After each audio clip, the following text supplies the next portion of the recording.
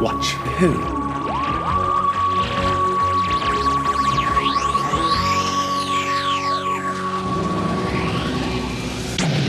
Hello, and welcome to To Watch Who, a Doctor Who podcast. I'm Mark. I'm Sarah. And I'm a Doctor Who fan. And I'm new to Watching Who. Watching for the very first time. Very first time. And we are continuing our way through Series 1 of Doctor Who, the Christopher Eccleston years. But before we start, it's Father's Day this week, by the way. But the episode name. But before we start, we did a poll last time. Should Sarah go and watch the current series finale in the cinema? Yes or no? What was the verdict? The verdict was 50-50. Oh. Did we have many votes or was it just two people? No, there was a few people. Make of that, I don't know. I mean, I don't even know if there's tickets available still. But I think they went out the other week. It will be quite interesting to... But actually, the thing is, though, I know shouldn't be talking about current stuff, but if you were going to see the finale, I think you might have to watch at least the one before it. Well, no, it's 2-episode finale. So this week's, I think, set up some stuff. But it was a really good one this week, and there's like a good twist in it. I know it's ages away, but when we get to it, it'll be good if you don't know that twist. So it might be good if you don't see this finale. I think it will spoil things bigger than the last series finale. Yeah, Doctor Who, the 2-episode finale, Wishworld and the Reality War, Cardiff. I'm looking at View. Yeah, it's all different cinemas. I managed to get tickets, so... They've got it in 2 screenings. Oh, it's early. What times? Oh, because they show the first episode from the week before, and then the other one links up to when it's on TV. So 7. So what does it start, like 6 o'clock? 7:35, 5:35. 5:35 or 7:35. That must be the second 5:35, 17:35. Ah, so you show that first one, and then it must be in line with watching the second one on TV. Yeah, 5:35 to 8, it says. Ooh, that's a long time. I think maybe the last one's like an hour. Yeah, because it'll be on at 7. There must be a break in between before it starts. Well, who knows? Who knows what's going to happen? But it was a good one this week. We shouldn't be talking about current Who. I'll see what... If I'm working, then I'm working. If I'm not, I'm not. Okay. How's that? That sounds good. Well, let's talk about this week's episode. Yeah. Let's go into it. So last time it was the long game, and we had that whole Adam stuff, and he got left behind because he was trying to steal the technology, and he had the thing in his head and everything. And this week, Father's Day, very different kind of story. I definitely remember watching this one at uni. I don't know what I'm doing in this because I'm back and forth between every weekend. I'm home, and I'm back, but I was definitely in my room at uni watching this one. A different kind of story. Well, one that sort of deals with time travel and the consequences of time travel, which, if you think back everything we've done, even in classic and everything, it hasn't happened that much in actual Doctor Who in terms of cause and effect. I mean, we've travelled in time and stuff, but the actual consequences, I don't think have ever been as sort of big. I mean, I don't know. No, everyone's going to be like, actually.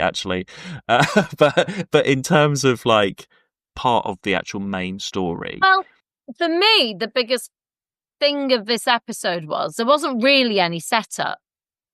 It almost felt like it started partway, almost through a sentence.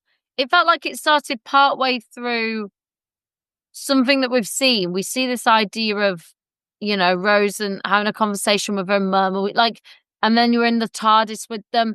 It all happens really quick. It feels like we're almost partway through something. And I quite liked that. I quite liked this sort of idea, like as an audience, we know these characters and we're not having some sort of ambling. We're just sort of... Well, it just needs to get into the story. You need to set everything up quite quickly. I suppose it's just the style of these new episodes. It's just how it is. Like, she's asking, can we go here? And they're just sort of in the middle of that conversation. Yeah, and it's done that way. And, if you were binging this nowadays, it would just feel like a natural flow. It just shows where we're at, I think, in terms of this world now. Well, we're well set up. We've gone through, we all know the characters, like you say, really well. And there hasn't been that much mention of Rose's dad. The only thing I can think of is Gwyneth mentioned him when she was doing her sort of foresight thing, talking to Rose. She mentioned him then, but we haven't had any other conversation about that. And it's almost sort of implied that Rose has had this in the back of her head since she first found out it was a time machine, the Doctor sort of says, you know, a bit later on.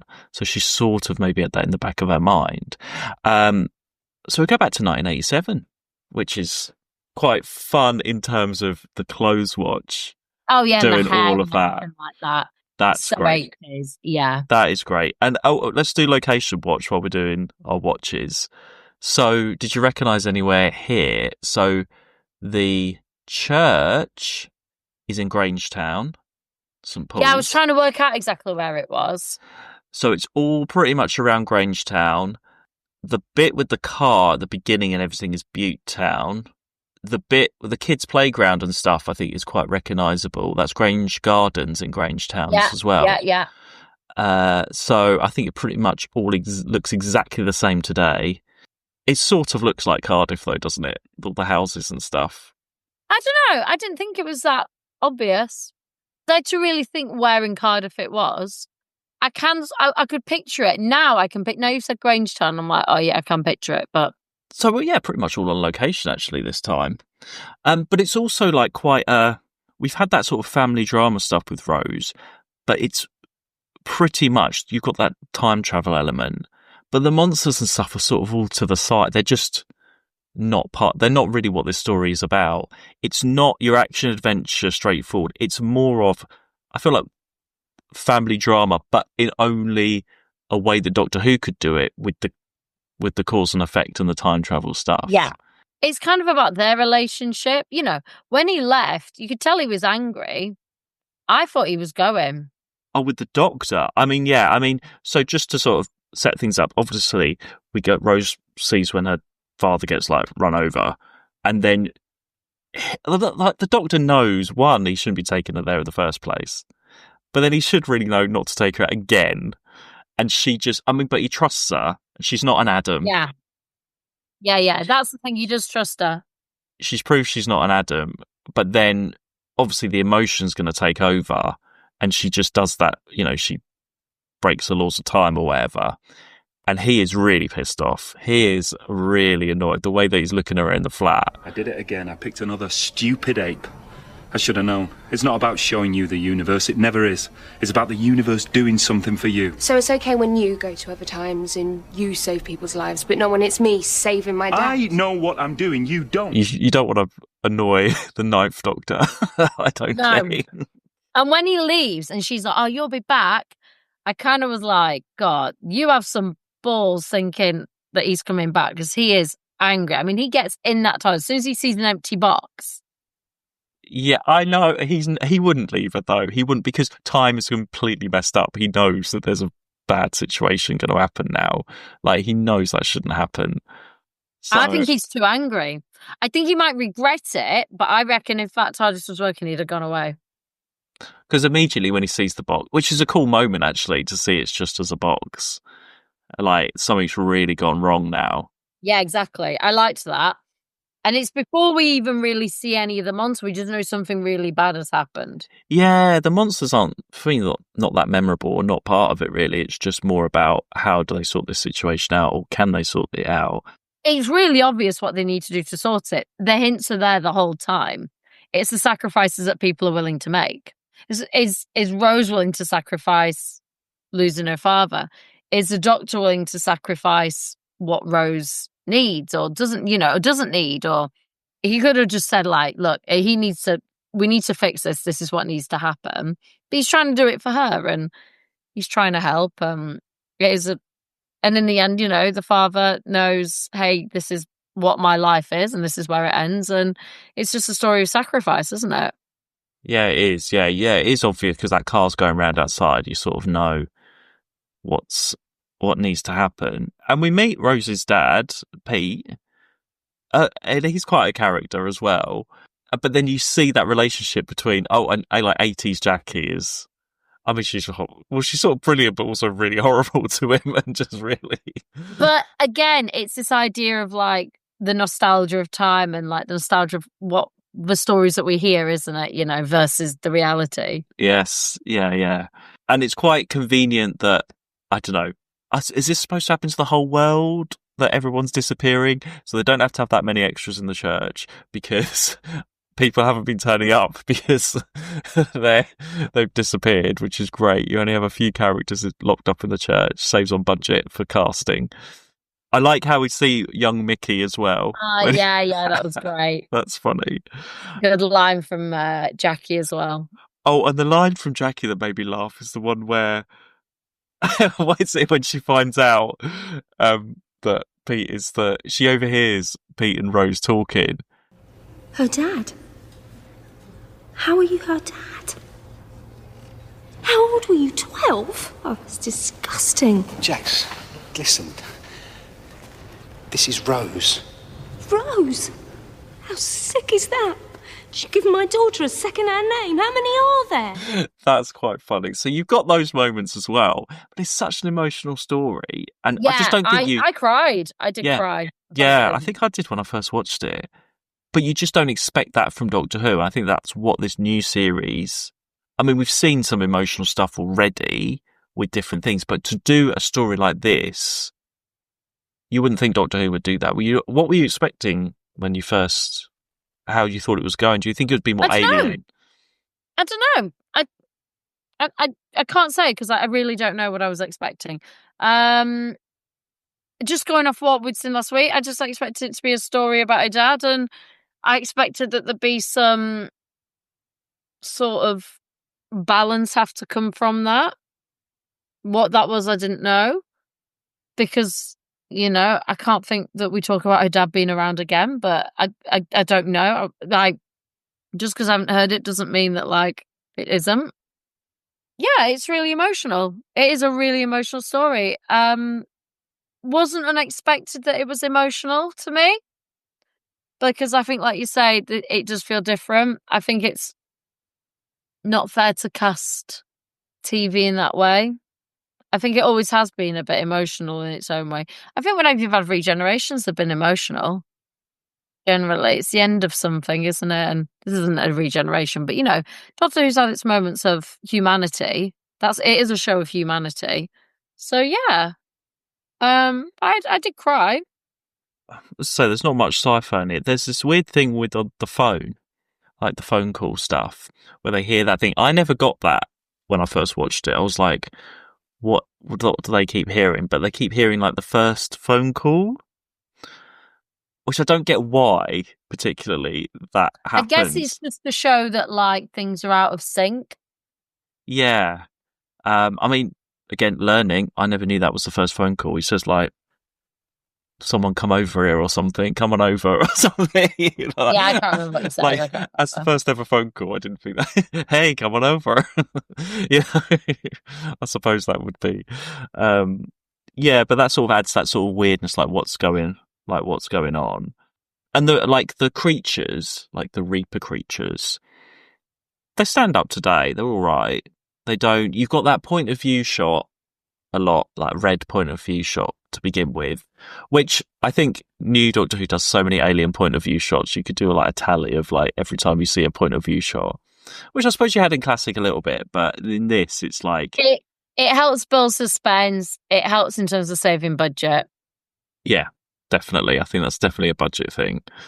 The acting is brilliant in it. Even like the side characters, you've got the groom and the bride and stuff, they have their little scenes as well. Yeah, they have their moment. I mean, you don't sort of get to know, because you've got like Jackie and Pete there, you don't really get to know the other ones. There's no like a new supporting character of the week sort of thing. They're just there as the crowd to be saved, I suppose. I think this was probably a budget friendly episode that was put in. Yeah, I suppose when easy on. I mean, it's on location, right? It is all on location, but it's not a huge cast. But it's not like a filler. No, that's the thing. It's not like Alien of the Week. It's not a filler. I mean, I think it is really liked by Doctor Who fans. I'm just gonna. Here we go. That poll that we talked about. Where is Father's Day? So this is out of 241. The bottom being the Sixth Doctor's first story.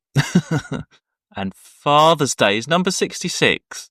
So actually, I thought it would be higher than that. But it's one of those ones I think a lot of fans agree on. It's like, because it's not, you can't really, you argue, you've got the emotional drama. It's like, okay, if you were sitting down, you wanted to watch like a hard sci-fi story, you might not want to sit down and watch this one. But I don't think you can really nitpick or complain about, or be like, oh, why is Doctor Who doing this? Because it's that variety. And I bet when Russell T Davies sat down and you plan out the 13 episodes, you're like, you've got the big Dalek one, you got the silly one, you got this one. This is the character one, and it just makes, again, Rose has so much already. We've only, you feel like she's been around for ages. You know, all of her family, been through everything with her. It just shows you can just see why Rose was such a popular character at this point. Because you've got all of this stuff, and like not any other. It's funny, like Companions never had any of those. You could have done this with loads of different companions, because like Nissa's father was taken over by the Master and stuff, but there's never any, like, she just gets over that by the next story, you know? But I think with Rose, this, like, normally when we meet the companion, they are brought in, we see just the companion, and then we meet the Doctor, and we never see where they've come, we never see them anything, right? With Rose, we don't see the Doctor for like a good 20 minutes of that episode, that first episode. It's just Rose. We see her at home, we see her with her mum, we see her doing her job. Then there's some weird shit going on, right? We see her doing her life. We see her in a real world life. So instantly you're like connected to this character. You see her wake up in the morning. We've never seen a companion wake up in the morning. No, even when we saw Tegan and Nissa's bedroom, we never saw them actually get in bed or wake up. No, you never see anyone just wake up and like not be with their family, in that sort of way, and just without the Doctor, before pre-Doctor, just them as people. There's like, the pre-knowing this world, and then this middle ground of like learning, and then entering what the Doctor's world is, right? We go on a real journey with Rose. Yeah. We see her in her job in House of Fraser. Yes, we do. We see all aspects of her life. Yeah. Yeah. Yeah. We see her having lunch with Mickey in London. Yeah. You see it all. So, you get a real grasp of who this person is.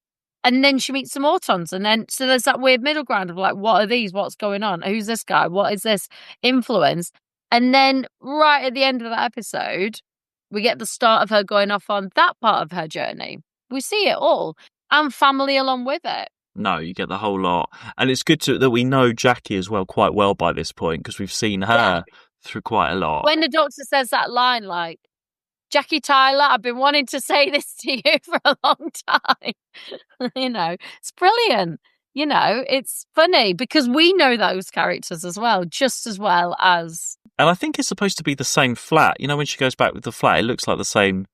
They've just sort of 80'd it up a bit. But Jackie's great. I mean, and you can believe that she looked like that in the 80s and she looks like she does now. They don't have to like do any sort of aging or de-aging or anything like that. You can sort of believe that she would have looked like that. Oh no, because we see them getting married, don't we? Her parents. She goes back. They're sitting at the back, and you see them getting married. Was that before? Do they go back? Yeah, they go and see married first. Yeah, and they do really well with the car. Again, you see 3 Jackies in this because you've got the Jackie telling the girl about the father at the beginning as well, and that's the story slightly changed because you've got that pre-bit where she says what happens, and then obviously Rose slightly changes things, and she says there was someone there with him. Yeah, and again, it just shows Billie Piper's range of acting. And she gets a bit sort of teenagery as well when she's with when she's sort of arguing with the Doctor and stuff. When she's in that flat and she's going through all the stuff and everything, and then she's like, "Oh, yeah, sorry," sort of thing. When they have that sort of argument, that's it's great. It's a real like family dynamic drama, and it feels like an episode of Coronation Street. That's the thing, yeah, it does. But then you have that sci-fi twist. Yeah, it's so cleverly done. I wonder how, if like as kids watching it, it might not have been as exciting. You know what I mean? Exciting, or you've sort of have to have that monster element, and you do have that monster element, and you have, the vicar being. I don't think eaten. as a child it would be as exciting. I think like that this is a story for those slightly older, your sort of age as you were, university age, that are like / adults. Yeah, and that's the thing. That's the conversation. Like, what audience are is it trying to? It's trying to cover a lot of different audiences. I think you would. It still feels family, but if you're going to ask the kid, are they going to recreate this on the school ground on Monday? Probably not. No, probably not. But there's been other ones. No, but I say you have got the Reaper bits to make it that. If your kids are waiting for your monster of the week, you have got that. But I suppose you're invested in, you are invested in Rose and her story, so you are gonna get that. So yeah, a little bit more mature, but still the new Doctor Who. I don't have a lot to say on this other than I really enjoyed it and it's great and I cried. There's nothing in the story that doesn't really make sense apart from that. It's a really clear, simple story. You kind of know from the start where it's going. You can kind of sense towards the end where it's going to end. It doesn't change the world. It's just a really simple story and it's really lovely. That's it. I think because a lot of things, especially if you're looking sort of nowadays, we haven't had it as much, but a lot of these Doctor Who's are, it's the end of the world, big things, all this stuff. But this is all about just everyday sort of people and normal things. And it's telling a story like that, which you need to get a balance of both really in a series of Doctor Who. But I feel like maybe more nowadays, they are going to the bigger stuff rather than not really telling these type of stories. I think you've had something like this nowadays, you haven't really, not in so much depth. I think it would get a lot of attention if you had something like this nowadays, a bit more of a focused drama that didn't have those. I mean, there's bits of, Jackie's the humour in this one, but it's not ridiculous. Sure. And we know her. It's not ridiculous, and it just, that's her character, that's how she is. So yeah, I think, we cannot complain about this one. It's a perfect Doctor Who story. It's a great piece of, or TV drama. I think you could show somebody just this one story on its own. I think if you were to show this to someone that doesn't know Doctor Who and be like, this is Doctor Who, I think they'd be surprised. And that's quite nice. Like, this is almost a toe in the water to Doctor Who, to a non-fan, someone that's like, I hate Doctor Who. Because yes, it does have some monsters, right? And some sci-fi elements. But the story's nothing to do with that. Like, I'm going to show you a Doctor Who episode and change your perception on what you think Doctor Who is as a show. That's what you do. Yeah, this is the one to show someone, to be like, if you think Doctor Who is just like silly monsters and Daleks. Silly monsters every week and they fight the day, then you'd show this episode. And like a screaming Polly every week or whatever. If you showed them this, yeah, that's the thing. That's what we'd recommend, as a piece of, drama. I don't know what you'd follow up with. I mean, you probably get to something silly eventually, but it's just a one-off. The silly balances. It's something. I'm going to something else now, but I watch Bob's Burgers, and there's so much silly stuff in Bob's Burgers, right? But a lot of the more recent seasons have been quite serious. Not in it's a serious show, just it's talked about quite big topics like divorce and just had these more serious, beautiful moments. And it can do because it's really established itself with these characters. And as a show, these characters, right? So it can be a comedy show that suddenly has a lot of point. And you're like, where did that come from? And you find yourself crying at these characters that are just these that's the beauty of it. And that's the beauty of this. I cried. Even if I didn't know her dad, I know Rose. I've just spent 6 weeks getting to know her. Yeah, you have. So, yeah. Okay, we'll leave it there. It was just a great episode. A really great episode. The next one, though, is two-parter. Okay. The Empty Child and the Doctor Dances. I don't know if you saw a bit of a preview, but you might.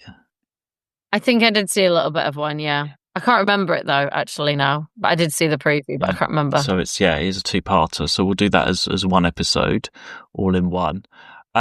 It's interesting. I think I mentioned before, in August, we've got, because it's 20 years of the Doctor and Rose, Christopher Eccleston and Billie Piper have reunited to record a series of audios.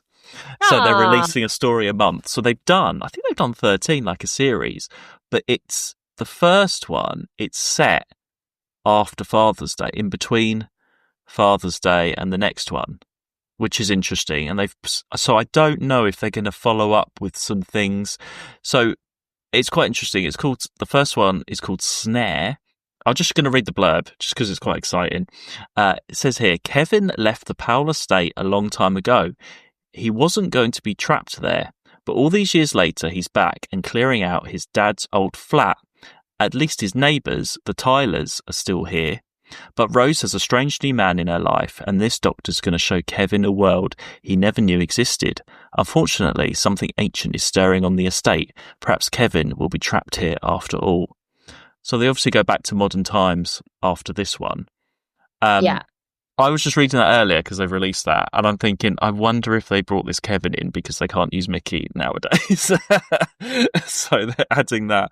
But I don't know, it just says in the press release that it's set after Father's Day, and I don't know if that's just a convenient gap or there's going to be a little bit of some mention of it follow up that they'll do. But no, yeah, it's one a month from August onwards. They are back together. And I love Christopher Eccleston. I mean, Christopher Eccleston came back a few years ago to do a load of box sets. He's done loads, but it was always on his own. And I think he was like, I don't want to have a companion.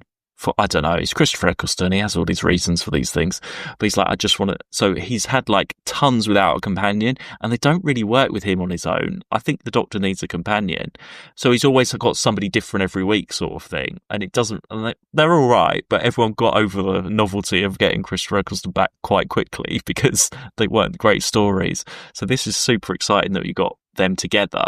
Has Billy Tyler done many? Billy audios? Piper, Billy Piper. she's done, she sort of had a little spin-off series. She's done a few already, not that many, with Jackie and things. So she's done like 3 or 4 books. She's worked with them before. Oh, she did a load with David Tennant as well already. I think this was the thing because Christopher Eccleston didn't want to do it for years, and he's like, does he still get on with her? But they do, and he was always asked at conventions, and his answer, he's pretty blunt. He was like, I'm doing these audios because I had a divorce and I have a mortgage, and I think Billy has a mortgage as well, so yeah, we'll do it. He's basically, and the conventions as well, he's like, I have a mortgage. Yeah. Like, because actually, I got into going back to, remember when I first was going to conventions? So I didn't go, I went for a few when I was really young, but I didn't go for years and years and years. And then I did that one where I met the woman from Man About the House and S-Club 7. But like going back to Doctor Who, I went back because Christopher Eccleston was doing his first convention. Remember, he was announced, and I spent like £95 for a photograph with him. I remember. And it was the London Comic Con. And I was like, I've got to go. And the only reason I went was because I was like, he might never do this ever again. It's the first ever Doctor Who thing he's done. It's been years and years. He might not like it. He might never do it again. I've got to go. And then they announced Matt Smith, Tom Baker, Colin Baker, Sylvester McCoy, Peter Capaldi. Like, I met like nearly all the Doctors. I couldn't get David Tennant or Peter Davison. They were there, but they sold out.